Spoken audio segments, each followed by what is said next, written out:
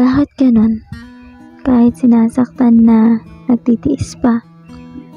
Kahit niloloko na, nagbubulag-bulagan pa. Kahit ginago ka na, nagpapakatanga ka pa. Ganyan mo ba talaga siya kamahal? Kahit na nasasaktan ka na, minamahal mo pa. Di ka ba marunong bumitaw sa isang taong di ka kayang bigyang halaga na tinuring kang parang basura?